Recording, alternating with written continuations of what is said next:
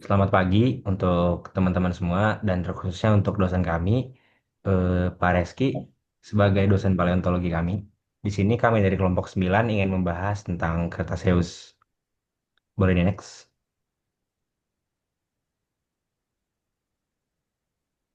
Berikut adalah anggota kelompok dari kelompok 9, yaitu Abdullah Canggalung, Ariel Pasca Primatarigan, Bianca Cruz Boas Kriva, dan juga Safiarian Saputra.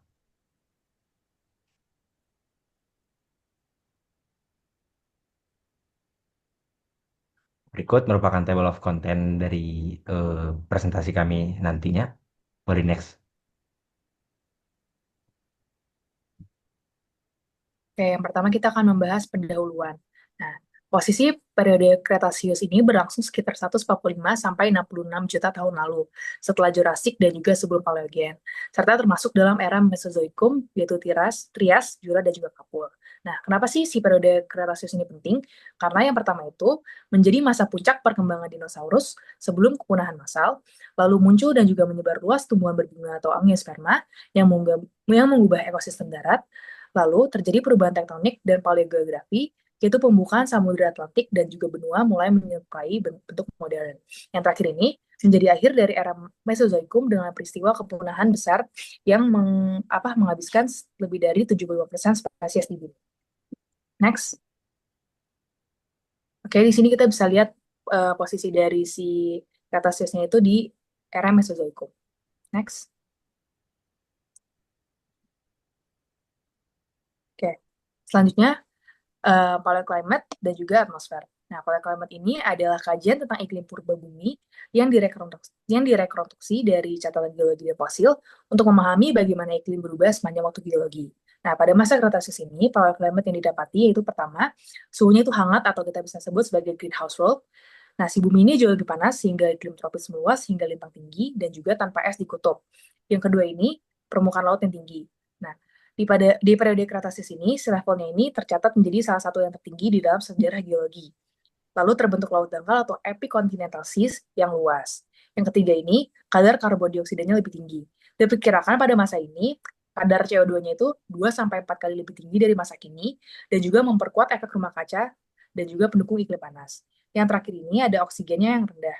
Nah, pada masa Kretasius ini, kadar O2 atmosfer lebih rendah, dan juga beberapa laut dalam mengalami kondisi anoksik dan juga pengurangan distribusi fauna laut. Next. Oke, ini kita bisa lihat dari petanya itu ada sea levelnya yang naik di periode Cretaceous. Lanjut. Oke, selanjutnya ada paleoclimate dan geologi. Pada masa paleoclimate dan geologi di kawasan Indonesia, terutama di wilayah Sundaland, terjadi dominasi laut dangkal tropis dengan perkembangan endapan karbonat kapur yang sangat luas, serta aktivitas tektoniknya yang membuat busur magmatik dan oviolit.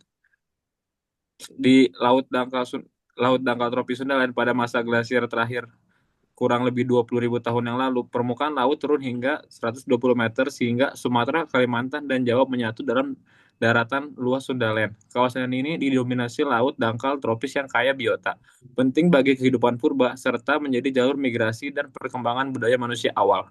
Juta endapan karbonat atau kapur meluas. Sundaland dengan paparan laut dangkalnya mengalami transgresi dan regresi yang memicu pengendapan karbonat secara luas. Endapan seperti batu gamping dan kapur terbentuk dari aktivitas organisme laut seperti koral dan moluska, dan kini menjadi batuan sedimen utama di Indonesia. Sedimen ini mencatat perubahan lingkungan laut serta menjadi indikator penting paleoklimat. Selanjutnya, Selanjutnya ada aktivitas tektonik busur, magmatik, dan oviolit. Indonesia berada di pertemuan tiga lempeng besar sehingga sangat aktif tektonik. Pergerakan lempeng memicu terbentuknya sesar, zona subduksi, serta busur magmatik yang ditandai gunung api aktif dan pegunungan dari batuan magmatik. Selain itu, keberadaan oviolit di beberapa wilayah menjadi bukti pemekaran samudra dan tabrakan tektonik purba. Selanjutnya. Selanjutnya ada landscape dan peta tektonik.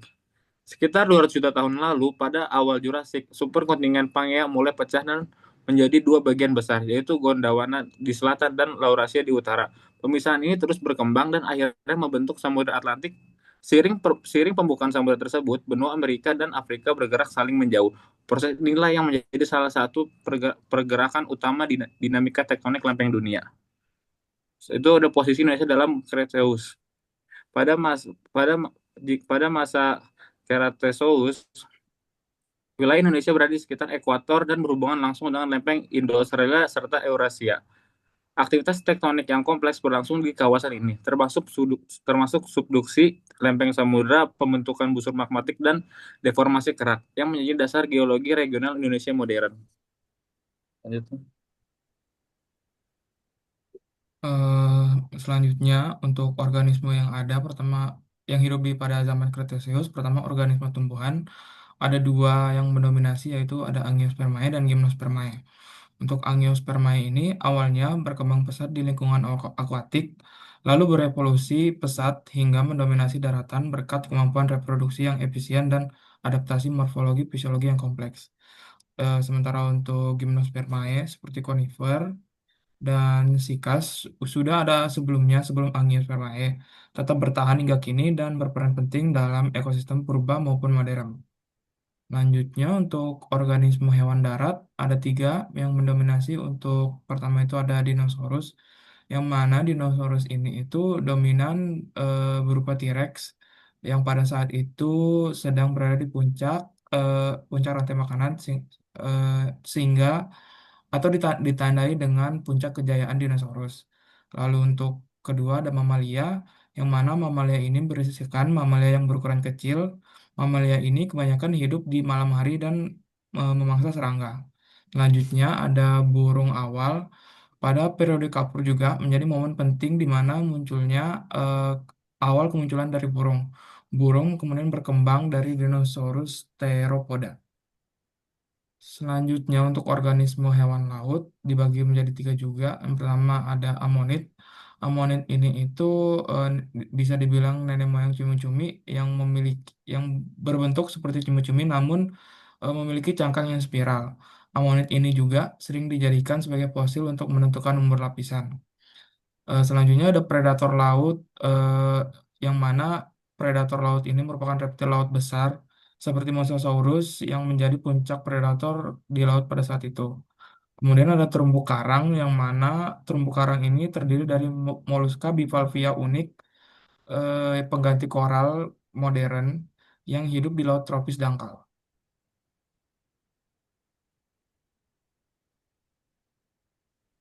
Baik, kita akan lanjutkan dengan akhir era Kretaseus sendiri. Nah, pada akhir periode Kretaseus terjadilah salah satu peristiwa yang sangat amat penting dalam sejarah bumi, yaitu kepunahan massal KPG sekitar 66 juta tahun yang lalu. Dua faktor utama yang sering dikaitkan dengan kejadian ini adalah tumbukan asteroid Chicxulub dan aktivitas vulkanik besar dari Deccan Traps. Kombinasi kedua peristiwa tersebut menyebabkan banyaknya perubahan, iklim drastis, dan juga yang menghilangkan dinosaurus non-avian, serta membuka jalan bagi perkembangan mamalia dan burung modern yang pada akhirnya mendominasi di era Paleogen.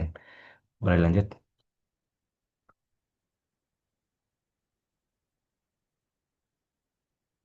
Nah, mungkin kita bertanya, apakah signifikansinya bagi Indonesia ketika kita belajar tentang periode Kretasius sendiri? Nah, bagi Indonesia ada beberapa signifikansi dan peran penting. Yang pertama, batuan kapur Kretasius kaya akan fosil laut yang berfungsi sebagai indeks fosil, sehingga hal tersebut merupakan sangat penting lah untuk penentuan stratigrafi sendiri. Nah, yang kedua, keberadaan fosil laut seperti foraminifera, ammonit, dan rudis memberikan bukti bahwa wilayah Indonesia pada masa itu merupakan laut dangkal yang luas. Ini menjadi petunjuk penting untuk rekonstruksi paleogeografi Indonesia purba. Nah, yang ketiga, cekungan sedimen yang terbentuk sejak periode Cretaceous kemudian akan berkembang menjadi sistem petroleum yang berperan besar dalam potensi migas Indonesia saat ini. Batuan induk, reservoir, dan perangkap hidrokarbon banyak berasal dari sistem geologi Cretaceous. Next. Nah, sebagai penutup, ya Cretaceous merupakan periode yang sangat penting dalam sejarah bumi. Iklim global yang hangat, permukaan yang laut yang tinggi, serta berkembangnya angiosperma dan dinosaurus menjadikan masa ini sangat kaya secara biologis. Peristiwa kepunahan massal KPG menjadi titik balik besar dalam evolusi kehidupan. Dari sisi geologi, batuan kapur dan fosil Cretaceous memberikan kita catatan penting tentang paleogeografi dan juga stratigrafi. Bagi Indonesia sendiri, warisan geologi Kretasius tidak hanya penting untuk memahami sejarah purba, tetapi juga berdampak langsung pada sumber daya alam, terutama sistem petroleum yang digunakan hingga hari ini. Boleh next. Berikut merupakan referensi dari PPT yang telah kami buat. Baik, sekian presentasi dari kelompok 9. Mohon maaf jika ada salah kata maupun materi yang telah kami kumpulkan. Kami kelompok 9 izin pamit dan terima kasih.